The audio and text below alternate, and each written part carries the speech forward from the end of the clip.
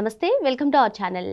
కూటమి ప్రభుత్వం అధికారంలోకి వచ్చిన తర్వాత ఎన్నో పరిశ్రమలు, పెట్టుబడులు రాష్ట్రానికి వచ్చాయి. ఇక గూగుల్ డేటా సెంటర్ కూడా రాష్ట్రానికి వచ్చేసింది. ఇదిలా ఉంటే మరోపక్క నిన్న ప్రధాని మోదీ గారు కర్నూలులో ఏకంగా 14,000 కోట్ల పెట్టుబడులకి ఆయన నిన్న శంకుస్థాపన చేయడం జరిగింది. ఇదిలా ఉంటే వైసీపీ మరో కొత్త ఫేక్ ప్రచారానికి తెరలేపింది. అసలు ప్రోటోకాల్ ప్రకారం కూటమి ప్రభుత్వం ప్రతిపక్షంగా వాళ్ళని పిలిచినా సరే రాకుండా మోదీ పర్యటనకు వాళ్ళేదో మోదీని కలిసి వినతి పత్రాలు సమర్పించినట్టుగా వాళ్ళ సోషల్ మీడియాలో ప్రచారం చేసుకోవడాన్ని ఏ విధంగా చూడాలి తెలుసుకునే ప్రయత్నం చేద్దాం. దీన్ని విశ్లేషించడానికి మనతో పాటుగా ఉన్నారు జనసేన నాయకులు శ్రీరామ్ గారు. నమస్తే సార్. నమస్తే. మనం చూసాం 2019 నుంచి 2024 వరకు ప్రధాని మోదీ వచ్చినా జగన్మోహన్ రెడ్డి ఎప్పుడు ప్రతిపక్ష పార్టీ అయినటువంటి టీడీపీని ఎప్పుడు పిలవలేదు సార్.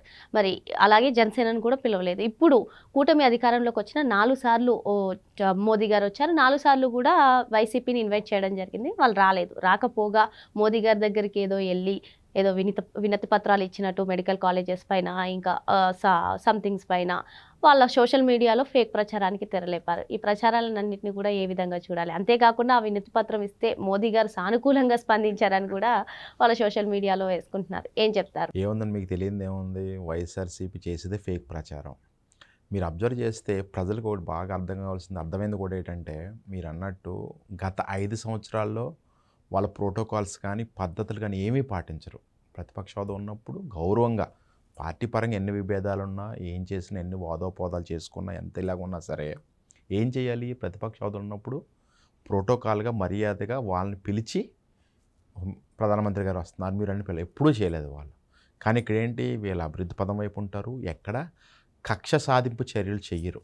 మెయిన్ అబ్జర్వ్ చేస్తే మీరు కూటమి ప్రభుత్వంలో బాగా నచ్చేది ఏంటంటే మాట్లాడాలందరికీ కక్ష సాధింపు చర్యలు ఉండవు. Protocol is protocol. వాళ్ళు పిలాలంటే పిలుస్తారు, అంతే. పిలుతాం. వీళ్ళు ఏం చేస్తారు, ఏదో వంక కావాలి, వీళ్ళు వెళ్ళరు, ఈగో ఫీలింగ్ అవనివ్వండి, లేకపోతే అసలు వీళ్ళకి పట్టింపు లేదు, మాకు 11 సీట్లు ఇచ్చాను బాధో మొత్తం మీద వాట్ ఎవర్ ద రీజన్స్, వీళ్ళైతే వెళ్ళరు. అసలు సమస్య లేదు. వెళ్ళకపోగా జనాలకు ఏదోటి భ్రమ కంటే మేము ఏదో పోరాడుతున్నాం ప్రజల పక్షాన అన్నట్టు ఏం చేస్తారు వీళ్ళంతా కూడాని, ఇదిగో మోదీ గారు వచ్చారు, మేము లెటర్ ఇచ్చాము, వాళ్ళు సానుకూలంగా స్పందించారు, లేకపోతే మేము 1,00,000 కోట్లు మేము అడిగాము, మేమే తెచ్చామని లేనిపోని ప్రచారాలు అండి. ఇవన్నీ కూడా ఫేక్ ప్రచారాలు. ఈ ఫేక్ ప్రచారం ఇప్పుడు ఎలా ఉంటుంది తెలుసా మేడం మీకు? జస్ట్ 1 డే 2 డే ఉంటుంది అంతే, తర్వాత ఉండదు. ఎందుకంటే ఫేక్ కాబట్టి. అదే నిజం అనుకో, జనాల్లోకి వెళ్తుంది, అది కలకాలం అట్లీస్ట్ ఒక నెల 2 నెలలను మాట్లాడుకుంటారు. ఈ ప్రయత్నం నమ్మే పరిస్థితులు ఎవ్వరూ లేరు అసలు. Okay sir. ఇంకోవైపు చూసుకున్నట్లయితే వైజాగ్కి గూగుల్ డేటా సెంటర్ వచ్చింది. ఈ డేటా సెంటర్ పైన కూడా చాలా విమర్శలు, ఈవెన్ వాటర్ ఎక్కువ కావాలి, పవర్ ఎక్కువ కావాలి అని చెప్పి వైసీపీ ప్రచారం చేస్తుంది. దీనిపైన ఏం చెప్తారు? చాలా వర్షం చెప్తాను కదా, నేను as a software engineer 25 years of experience సాఫ్ట్వేర్లో.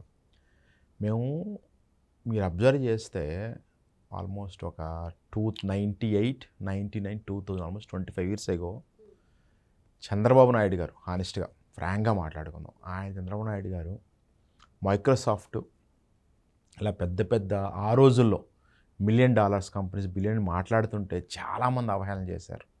ఎక్కడేం చేస్తాడు, ఎవడొస్తాడు, ఏమైనా కంప్యూటర్స్ ఏమైనా ఫుడ్ పెడతాయా? నేను ఈరోజు చెప్తున్నానండి, ఫుడ్ డైరెక్ట్గా పెట్టాల్సిన అవసరం లేదు. ఒక మధ్యతరగతి కుటుంబీకుడు ఒక ఇంజనీరింగ్ చేసుకొని మేబీ సమ్టైమ్స్ బీఎస్సీ కంప్యూటర్స్ చేసిన, ఎంసీఏ చేసిన కూడా, అంటే బీఎస్సీ కంప్యూటర్స్ అలా కొన్ని డిగ్రీ సైడ్ కంప్యూటర్స్ చేసిన, అట్లా బీటెక్ కంప్యూటర్స్ కాకుండా చేసినా కూడా వాళ్ళందరికీ జాబులు వచ్చి మంచి శాలరీస్ వస్తే అది ఫుడ్ పెట్టినట్టు కాదు. అలా కొన్ని లక్షలాది మంది ఇదయ్యారు. ఇదే same thing going to repeat in Vizag also. Almost $15 billion ఎంతో data centre with including a concept cloud also. So దీని మీద కొన్ని వేల జాబులు క్రియేట్ అవుతాయి. అలాగే మీరు ఇంపార్టెంట్ థింగ్ ఏంటంటే, ఒక గూగుల్ డేటా సెంటర్ బిల్డ్ చేయాలంటే కన్స్ట్రక్షన్ కొన్ని కోట్లు ఖర్చు అయినప్పుడు ఏమవుతుంది, అన్ని కన్స్ట్రక్షన్ కంపెనీస్ వాళ్ళందరికీ రిసోర్సెస్, జాబ్స్, అంటే డే 1 నుంచే జాబ్స్ క్రియేట్ అవుతాయి. మీరు వచ్చేసిన తర్వాత ఐటీ జాబ్స్ ఒకటి, hardware jobs, data centre jobs కాదు. ఫస్ట్ దాన్ని కన్స్ట్రక్షన్ చేయాలంటేనే బోలెడు మందికి జాబ్స్ కదా, ఎన్నో వేల మంది బతుకుతారు దాని మీద. ఆల్మోస్ట్ దగ్గర నాకు తెలిసి స్టేట్ గవర్నమెంట్ కూడా ఇది కంప్లీట్ అయిన దగ్గర ఆల్మోస్ట్ 10,000 కోట్లు ఎంతో రాబడి కింద ఉంటుంది. అంతే స్టేట్ డెవలప్మెంట్ ఇదంతా కూడా. సో ఆ రోజున మైక్రోసాఫ్ట్ ఎంతలాగా హైదరాబాద్కి ఇదైందో. ఇంకో ఇంపార్టెంట్ థింగ్ అంటే, మైక్రోసాఫ్ట్ వచ్చినంత మాత్రం మైక్రోసాఫ్ట్ ఒకటి కదా, దానికి అనుబంధ సంస్థలు వస్తాయి, దానికి ఆటోమేటిక్గా దానికి సరౌండింగ్స్ అన్నీ ఆటోమేటిక్గా ఉన్నాయి. కొంచెం గూగుల్ తర్వాత మైక్రోసాఫ్ట్ తర్వాత ఉన్న అది టీసీఎస్ అవ్వచ్చు, ఇన్ఫోసిస్ అవ్వచ్చు, వీళ్ళంతా ఏం చేస్తారు, అంత పెద్ద కంపెనీ వచ్చి పెట్టినప్పుడు మైక్రోసాఫ్ట్ సబ్ కాంట్రాక్ట్స్ తీసుకుంటారు. టెక్నికల్గా చెప్తున్నాను నేను. యూజువల్గా ఉంటుంది మైక్రోసాఫ్ట్ చాలా $1 బిలియన్ కంపెనీ. వాళ్ళ దగ్గర చాలా వరకు వెండర్ మేనేజ్మెంట్ అని ఉంటుంది, రిసోర్సెస్.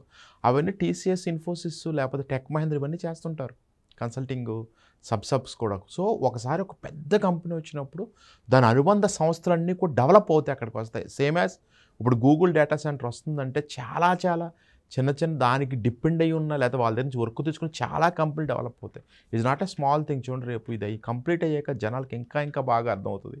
కొన్ని వేల కోట్లు పెట్టుబడులు. సో ఇదేమీ తెలియకుండా కనీసం నాకు ఎంత హాస్యాస్పదం అంటే, లాస్ట్ టైం ఐటీ మినిస్టర్ అనకూడదు కొన్ని పదాలు, ఎంత చాలా ల్యాక్ ఆఫ్ నాలెడ్జ్. అతను నాలెడ్జ్ దావోస్కి వెళ్ళి నాకు చలేస్తుంది, నేను వెళ్ళిన బయటకు అంటాడు. ఎంత ఘోరం. నేను చూసాను, డైరెక్ట్గా ఇంటర్వ్యూ అవుతుంది ఒకసారి మినిస్టర్. అసలు ఎంత ఘోరం అంటే, తర్వాత మనం కోడ్ వచ్చినట్టునే అదే గుడ్డు వచ్చినట్టు కోడి పెడుతుంది ఏందా. కానీ ఈరోజు చూడండి ఎంత ఫాస్ట్గా చేస్తారు. 18 మంత్స్లో వెళ్ళటం, కష్టపడటం, మొత్తం తిరగటం. ఈ లోకేష్ గారు కూడా వెళ్ళి వాళ్ళకంతా ఎక్స్ప్లెయిన్ చేసి, చంద్రబాబు నాయుడు గారు సెంట్రల్ గవర్నమెంట్తో అన్నీ మాట్లాడి ఈ రోజున వాళ్ళు వచ్చినంతలాగా ఇంత కార్యక్రమం జరిగిందంటే దీని బ్యాక్ ఆల్మోస్ట్ 12 to 14 months చాలా హార్డ్ వర్క్ ఉంటుంది. ఆ హార్డ్ వర్క్ ఈరోజు చూడండి, వైజాగ్ నేను చెప్తున్నాను, ఎన్నో వేల జాబ్స్ క్రియేట్ అవుతాయి. మిడిల్ క్లాసు కొంచెం చదువుకున్న యువతకు అందుకు జాబ్ దొరుకుతాయి. కన్స్ట్రక్షన్ వైజ్ కానీ, ఐటీ సైడ్ కానీ it's going to very huge thing. వీళ్ళకి తెలియక ఈరోజు కూడా కరెక్ట్గా data centre developments and difference కూడా తెలియదని నాకు తెలిసి వైఎస్ఆర్సీపీ వాళ్ళకి. వాళ్ళు ఇష్టం మాట్లాడతారు. ఈ డేటా సెంటర్ పైన మిగిలిన రాష్ట్రాలన్నీ కూడా కొంచెం అక్కసుగా మాట్లాడుతూ ఉంటే, వైసీపీ మాత్రం ఇటువంటి ఫేక్ ప్రచారాలకి తెరలేపడాన్ని ఏ విధంగా చూడాలని? ఏం లేదండి, ఇప్పుడు లాస్ట్ టైం కూడా సార్ చెప్పినట్టు ఈ 18 నెలల్లో పథకాలు సంక్షేమం పక్కన పెడితే డెవలప్మెంట్ బయటకు సేమ్ ప్రయారిటీ వర్క్ చేస్తున్నారు. సో ప్రజలకి పాజిటివిటీ పెరుగుతుంది.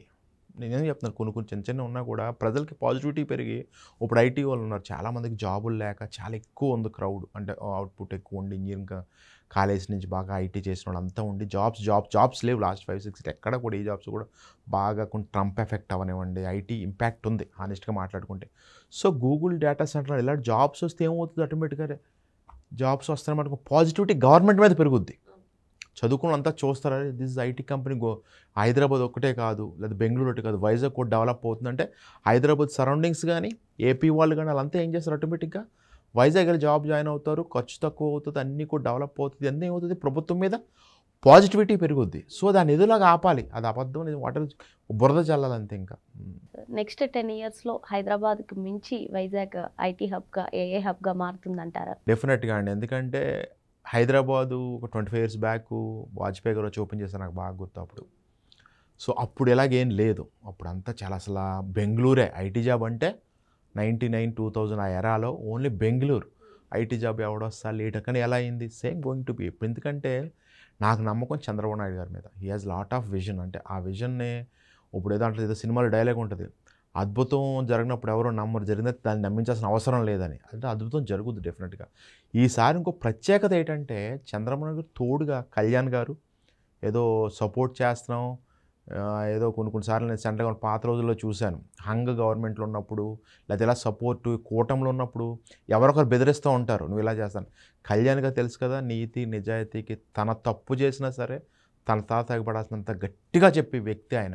అంత నమ్మకంగా బీజేపీని తోడు తీసుకుని ఎంత కూటమి ప్రభుత్వం నిన్న కూడా స్టేట్మెంట్ ఇచ్చారు కళ్యాణ్ గారు, చూసారా? కనీసం తగ్గకుండా ద వర్డ్ యూజింగ్ ఈజ్ ఏమని చెప్పారంటే 15 సంవత్సరాలకి తగ్గకుండా కలిసి పని చేస్తాము. సో చంద్రబాబు గారు విజనరీ, వీళ్ళంతా కలిసి పనిచేయడంతో డెఫినెట్గా నేను అనుకోవటం, నేను చాలా అంటారు ఆశావాహంగా ఉన్నాం మేము అందరం కూడా, చాలామంది ఐటీ ఇంజనీర్లు కానీ అందరూ కూడా. Definite is going to very huge Vizag, definite, no doubt about it. మరి కూటమి ప్రభుత్వం అధికారంలోకి వచ్చిన తర్వాత రాష్ట్రానికి ఎన్నో పరిశ్రమలు, పెట్టుబడులు వస్తుంటే వైసీపీ ఈ విధంగా కాకుండా ఇంకే విధంగా ఫేక్ ప్రచారాలకు తెరలేపుతుందని, మరి మొత్తానికి మరో 10 ఏళ్లలో వైజాగ్ ఐటీ హబ్గా, ఏఏ హబ్గా మారడం ఖాయమని చెప్పి సార్ చెప్తున్నారు. మరో అంశంతో మళ్ళీ కలుద్దాం. Thank you sir.